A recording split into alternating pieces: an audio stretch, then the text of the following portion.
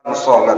Bahkan yang sering terjadi di dalam masyarakat, termasuk mungkin pada diri kita, di saat adanya pesta, apakah itu pernikahan, apakah itu sunatan dan lain sebagainya, tidak jarang ahli bait meninggalkan salat dikarenakan apa? Dikarenakan sibuk melayani para tetamu yang hadir, dikarenakan dia takut kalau nanti ambil wudhu make upnya jadi rusak dan lain sebagainya. Ini yang sering terjadi, Bu. Maka kita seolah-olah merasa kita meninggalkan sholat itu gak ada beban, gak ada masalah. Sementara sholat ini adalah salah satu amal soleh yang paling pertama nanti dihisab Allah Subhanahu wa ta'ala. Maka sebelum ibadah-ibadah lain diperiksa Allah, maka solatlah yang diperiksa Allah terlebih dahulu. Manakala solat kita baik, maka Allah akan memeriksa amal soleh kita yang lain. Zakat kita, haji kita, infak kita dan lain sebagainya baru diperiksa Allah. Manakala solat kita buruk dikarenakan mungkin kita meninggalkannya, lalai melaksanakannya, maka sudah barang pasti amalan-amalan lain akan ditunda Allah atau bahkan tidak diperiksa Allah, karena mungkin Allah menganggapnya amalan dia lain pasti juga buruk. Karena yang utama adalah amalan solat kita yang diwajibkan Allah 5 waktu sehari.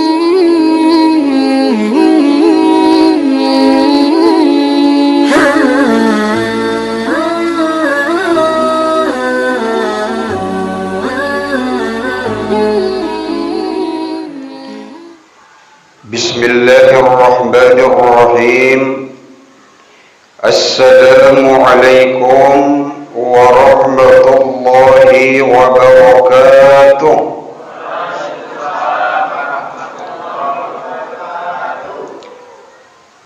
Alhamdulillahilladzi an'amana bini'matil iman bini'matil islam bini'matil hidayati wal istiqamah. Ashhadu an la ilaha illallah wahdahu la syarika lah wa ashhadu anna sayyidana Muhammadan abduhu wa rasuluh alladzi la nabiyya ba'da. Yang mulia Bapak Ibu hadirin wal hadirat, para ayahanda, para ibunda, wabil khusus seluruh pengurus BKM Masjid Al-Hidayah yang saya hormati, yang saya muliakan, dan kemudian anak-anak yang sama kita cintai, yang sama kita sayangi, dan mudah-mudahan kiranya kita semua, seluruh keluarga kita senantiasa dalam kerahmatan, dalam keberkahan, serta dalam perlindungan Allah Subhanahu wa ta'ala. Amin ya rabbal alamin. Mari kita sama bersyukur kehadirat Allah Subhanahu wa ta'ala, yang mana kiranya di malam yang ke-15 Ramadan pada tahun ini Allah masih izinkan kita, Allah masih berikan hidayah dan inayahnya kepada kita, sehingga kita kembali dapat hadir dan berkumpul di rumah Allah yang mulia ini dalam rangka untuk melaksanakan suatu kewajiban yang Allah perintahkan, yakni melaksanakan salat fardu Isya secara berjamaah, yang alhamdulillah telah kita iringi dengan salat qiyamul lail yang mudah-mudahan kiranya salat Isya dan salat tarawih yang kita laksanakan pada malam hari ini dicatat dan kemudian diterima oleh Allah Subhanahu wa ta'ala sebagai amal soleh dan amal kebaikan buat kita semua. Amin ya rabbal alamin. Salawat dan salam mari sama kita hadiahkan keharibaan Nabi kita Muhammad Rasulullah sallallahu alaihi wasallam, juga pada keluarga dan sahabatnya. Dan mudah-mudahan kiranya salawat tersebut sampai kepada kita sebagai umatnya, yang kemudian salawat tersebut hadir di kehidupan dunia ini sebagai keberkahan hidup buat kita semua, dan kemudian salawat tersebut nantinya datang di kehidupan akhirat sebagai syafaat serta pertolongan buat kita semua. Amin ya rabbal alamin. Bapak Ibu hadirin wal hadirat jamaah yang dirahmati Allah Subhanahu wa taala. Kalau pada pertemuan minggu yang lalu yang saya sampaikan tentang wasiat atau nasihat daripada Imam Syafi'i, namun pada malam hari ini yang insya Allah akan saya sampaikan tentang nasihat daripada Imam Al-Ghazali. Maka untuk itu mari sejenak kita menyimak apa yang dinasihatkan atau diwasiatkan oleh Imam Al-Ghazali kepada murid-muridnya, yang juga ini tentunya merupakan nasihat dan wasiat buat kita semua. Pada suatu ketika Imam Al-Ghazali bertanya kepada muridnya, "Wahai murid-muridku, tahukah kalian apa yang paling dekat dengan kita di kehidupan dunia ini?"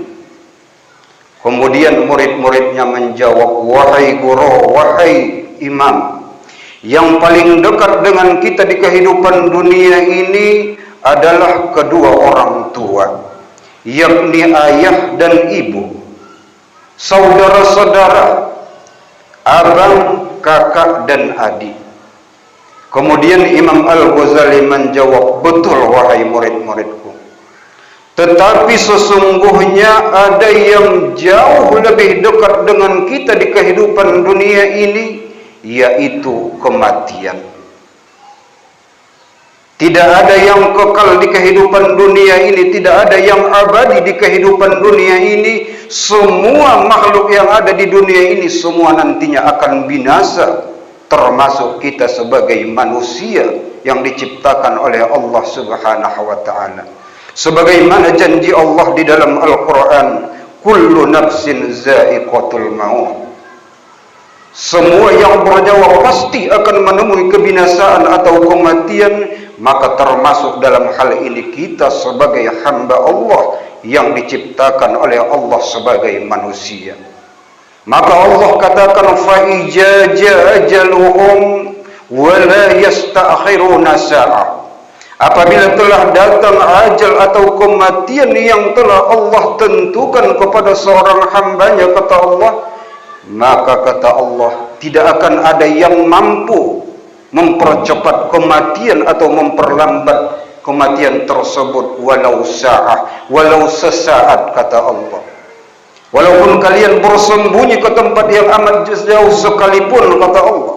Walaupun kalian bersembunyi di tempat yang amat kokoh sekalipun, namun yang namanya kematian pasti akan menghampiri kalian. Oleh karenanya kematian ini sangat dekat dengan kita, Bapak Ibu jamaah yang dirahmati Allah. Sehingga dengan dekatnya yang namanya ajal atau kematian ini kepada kita, maka kita tidak tahu kapan dan di mana dia akan datang menghampiri kita. Inilah saking dekatnya.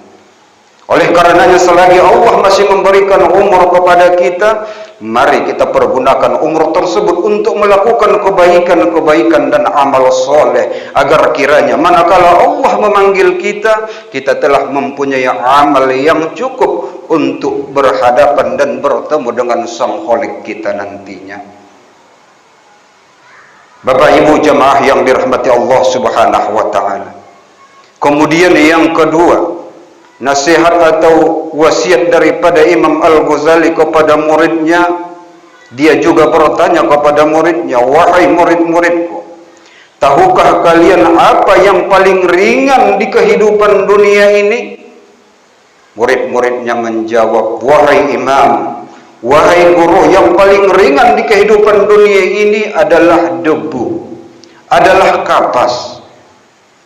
Kemudian Imam Al-Ghazali menjawab, betul wahai murid-muridku. Tetapi sesungguhnya ada lagi yang jauh lebih ringan di kehidupan dunia ini, yakni meninggalkan sholat. Berapa banyak Bapak Ibu hadirin wal hadirat orang-orang yang dikarenakan kesibukan sehari-harinya dia meninggalkan sholat. Berapa banyak orang yang dikarenakan pekerjaannya dia meninggalkan sholat.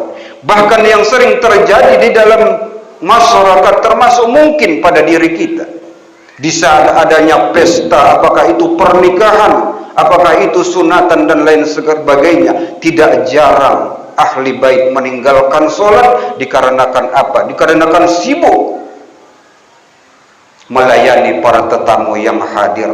Dikarenakan dia takut kalau nanti ambil wudhu make upnya jadi rusak dan lain sebagainya.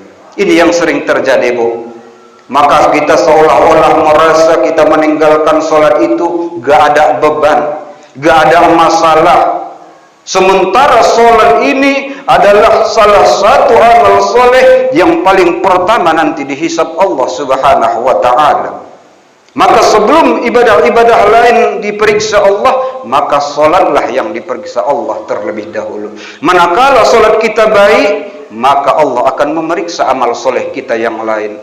Zakat kita, haji kita, infak kita dan lain sebagainya baru diperiksa Allah. Manakala sholat kita buruk dikarenakan mungkin kita meninggalkannya, lalai melaksanakannya, maka sudah barang pasti amalan-amalan lain akan ditunda Allah atau bahkan tidak diperiksa Allah, karena mungkin Allah menganggapnya amalan dia lain pasti juga buruk.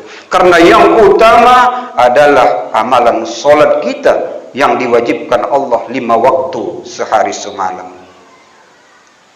Makanya Bapak Ibu jamaah yang dirahmati Allah, kalau mungkin sebelumnya kita dikarenakan kerjaan kita, dikarenakan meeting di pekerjaan, dikarenakan pesta hajatan dan lain sebagainya, kita meninggalkan sholat yang diperlukan Allah, maka mulai hari ini jangan kita tinggalkan. Yakin dan percayalah, sholat ini adalah sholat yang utama, yang paling-paling diperintahkan Allah sebagai tiang agama kita. Kemudian yang ketiga, nasihat daripada Imam Al-Ghazali kepada muridnya, wahai murid-muridku, tahukah kalian apa yang paling tajam di kehidupan dunia ini? Maka muridnya menjawab, yang paling tajam adalah pedang, wahai guru. Yang paling tajam adalah pisau, wahai guru. Benar, wahai murid-muridku. Ini, Bu, kita ambil contoh. Kalau orang yang sudah punya ilmunya itu banyak, pengetahuannya luas, dia tidak pernah menjatuhkan orang lain dengan kata-katanya. Imam Al-Ghazali, muridnya menjawab, walaupun belum benar 100%, namun dia tetap mengatakan, betul wahai murid-muridku. Nah, bagaimana kita, Bu? Kalau seandainya mungkin ada kawan kita yang mengucapkan perkataan salah, mungkin kita langsung salah, sehingga orang tersebut tidak lagi berani mengucapkan hal-hal lain karena takut dijatuhkan harga dirinya. Namun Imam Al-Ghazali tidak, dia menjaga harkat dan martabat muridnya. Dia katakan, betul wahai murid-muridku, tetapi sesungguhnya ada yang lebih tajam di kehidupan dunia ini, yakni lidah kita, yakni lisan kita. Ucapan yang keluar dari mulut kita ini sangat tajam. Makanya tidak jarang, Bu, orang sering bertengkar, mungkin satu gang berantem antara gang, antara kampung yang satu berantem, dikarenakan tidak jarang karena mulut, karena lidah, karena ucapan yang keluar dari lidah kita. Atau bahkan mungkin kita bertetangga, kita berkawan, mungkin kita juga berjiran, berkeluarga, sering terjadi pertengkaran, bahkan kadang-kadang sampai memutuskan hubungan silaturahmi. Ini boleh jadi dikarenakan lidah yang tak bertulang, memfitnah, menggibah, menuduh, membuka aib orang lain. Inilah pekerjaan lidah, tidak jarang mengakibatkan putusnya hubungan silaturahmi dikarenakan lidah. Maka Allah katakan, la yadkhulul jannah, tidak akan masuk ke dalam surga orang yang memutuskan hubungan silaturahmi. Maka lidah ini adalah salah satu yang bisa menyebabkan rusaknya hubungan silaturahmi antara sesama kita. Maka untuk itu mari berhati-hati kita dengan lidah. Rasul katakan, "Man kana yu'minuna billahi wal yaumil akhir." Siapa saja yang beriman kepada Allah, yang beriman kepada hari akhir, kata Rasul, maka hendaklah ia mengucapkan perkataan-perkataan yang baik, yang mulia. Bila mana tidak ada perkataan yang baik yang akan disampaikan, kata Rasul, aulia semut, maka lebih baik diam, kata Rasul. Terlebih-lebih ini kita berada di bulan Ramadan, Bu Pak. Ucapan yang tidak baik ini akan mengurangi nilai-nilai daripada pahala puasa kita. Jangan sampai ucapan yang keluar dari mulut kita membuat puasa kita kam min shaimin laisa lahu min siyamihi illa ju'ul atas. Puasa kita hanya sekedar menahan haus, menahan lapar, namun tidak kita dapatkan pahala dari puasa kita dikarenakan ucapan kita yang tidak dibenarkan oleh Allah Subhanahu wa ta'ala. Kemudian yang keempat, ini ada 6 nih Pak, mungkin agak lama ini, gak apa-apa Pak ya. Yang keempat, nasihat daripada Imam Al-Ghazali, wahai murid-muridku, tahukah kalian apa yang paling berat di kehidupan dunia ini? Apa yang paling besar di kehidupan dunia ini? Kemudian murid-muridnya menjawab, wahai guru, yang paling besar di kehidupan dunia ini adalah bulan, adalah matahari, adalah bumi, adalah langit. Kemudian Imam Al-Ghazali menjawab, betul wahai murid-muridku, tetapi sesungguhnya ada yang jauh lebih besar daripada itu, yakni hawa nafsu. Makanya Bapak, kita bisa melihat betapa banyak seorang yang terhormat akhirnya hancur harga dirinya dan martabatnya dikarenakan tidak bisa mengendalikan hawa nafsu. Berapa banyak kita melihat pejabat-pejabat kita, baik menteri, gubernur, bupati dan lain sebagainya, yang sudah kita hormati, kita muliakan, namun hancur akhirnya meringkuk di dalam penjara. Ini dikarenakan hawa nafsunya. Dia ingin mendapatkan sesuatu dengan cara yang tidak dibenarkan Allah. Akhirnya apa? Akhirnya dia korupsi, mengambil hak orang lain, merampas hak rakyat dan lain sebagainya. Inilah yang terjadi saat ini di negeri kita ini. Oleh karenanya hawa nafsu ini adalah hal yang harus kita redam agar jangan dia menjadi momok bagi kehidupan kita, dia agar jangan mengendalikan kita untuk melakukan hal-hal yang tidak dibenarkan Allah. Hawa nafsu ini Bu Pak, kalau kita sudah punya mobil 1, pengen 2. Sudah punya 2, punya 3. Sudah punya 3, pingin 4. Begitu juga punya rumah 1, ingin 2, ingin 4, terakhir ingin juga beli pesawat. Inilah hawa nafsu. Kalau ini yang diperturutkan di dalam hidup kita ini, maka sudah barang pasti kita akan melanggar aturan Allah. Bahkan yang tidak dibenarkan Allah jalan untuk mendapatkan itu pasti akan kita lakukan. Oleh karenanya mari kita agar mampu mengerem hawa nafsu kita dengan koridor-koridor yang ditentukan Allah. Bila mana itu dilarang Allah, mari kita hindarkan. Kalau itu memang dibenarkan Allah, boleh kita laksanakan untuk memperoleh keinginan cita-cita yang kita inginkan. Kemudian yang kelima, nasihat Imam Al-Ghazali, wahai murid-muridku, tahukah kalian apa yang paling mahal di kehidupan dunia ini? Kemudian murid-muridnya menjawab, yang paling mahal wahai guru adalah berlian.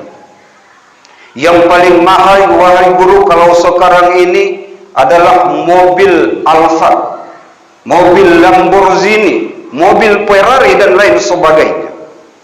Kemudian Imam Al-Ghazali mengatakan, betul wahai murid-muridku, tetapi sesungguhnya perlu kalian ketahui ada yang paling mahal daripada apa yang kalian ucapkan tadi, yakni keimanan yang diberikan Allah kepada kita. Berapa banyak orang kaya yang punya mobil ratusan biji, yang punya harta melimpah ruah, kekayaan yang berlimpah-limpah, namun Allah tidak berikan keimanan kepadanya, maka Allah tidak akan menilai kekayaan yang ia miliki tersebut. Maka pasti nantinya akan Allah masukkan ke dalam neraka. Maka kita bersyukur, walaupun mungkin Allah berikan kita nikmat seadanya, rezeki seadanya, kita bersyukur karena Allah masih memberikan keimanan kepada kita. Dengan demikian kita akan memperoleh kebahagiaan hidup di dunia dan kebahagiaan hidup di akhirat. Manakala Allah hanya memberikan kita rizki, kekayaan dan lain sebagainya, namun Allah tidak memberikan berupa keimanan kepada kita, maka kita bahagia hanya di kehidupan dunia ini saja. Namun di kehidupan yang kekal dan abadi, yakni di alam akhirat, kita pasti akan menjadi ahli nerakanya Allah Subhanahu wa ta'ala. Bapak Ibu jemaah yang dirahmati Allah, kemudian yang keenam, nasihat Imam Al-Ghazali, wahai murid-muridku, tahukah kalian apa yang paling jauh di kehidupan dunia ini? Maka ketika itu murid-muridnya menjawab, yang paling jauh wahai guru adalah negeri Cina. Makanya kita itu disuruh menuntut ilmu sampai ke negeri Cina, karena pada saat itu dari Arab yang jauh itu adalah negeri Cina. Kemudian muridnya menjawab, gurunya Imam Al-Ghazali menjawab, betul wahai murid-muridku, tetapi sesungguhnya ada yang lebih jauh daripada negeri Cina, yakni masa lalu kita. Seberapa banyak pun harta kita Bapak, seberapa banyak pun kekayaan kita, seberapa besar pun pangkat dan jabatan kita, yakinlah takkan bisa kembali kita ke masa lalu. Yang sudah tua nggak mungkin bisa menjadi muda kembali. Yang masih dewasa, yang sudah dewasa tidak mungkin bisa menjadi kanak-kanak. Yang sudah orang tua tidak akan mungkin dengan hartanya, dengan kekayaannya, dengan pangkatnya bisa kembali menjadi remaja. Tidak akan mungkin. Makanya masa lalu ini adalah masa yang paling jauh buat kita. Karena apa? Karena itu kita tidak akan bisa kembali ke masa itu. Oleh karenanya, mari kita jadikan pengalaman masa lalu kita. Manakala mungkin masa lalu kita penuh dengan keburukan-keburukan, penuh dengan dosa, kemusyrikan dan lain sebagainya, mulai saat ini mari kita jadikan itu pengalaman buruk buat kita, untuk kita bercermin ke masa yang akan datang, meninggalkan perbuatan-perbuatan itu. Dan kemudian manakala mungkin selama ini masa lalu kita penuh dengan kebaikan, penuh dengan amal soleh, penuh dengan hal-hal yang diperintahkan Allah, maka kedepannya mari kita tingkatkan. Jangan sampai kita terjerumus kepada hal yang tidak baik. Karena yakinlah, Rasul katakan, hari ini kita harus lebih baik daripada hari kemarin. Dan kemudian hari ini juga hari esok kita harus lebih baik daripada hari ini. Itulah tanda-tanda orang yang beruntung, kata Allah. Manakala lebih buruk hari ini dibanding daripada hari esok, hari ini dibanding daripada hari kemarin, maka barang pasti kita adalah orang yang merugi di dalam pandangan Allah.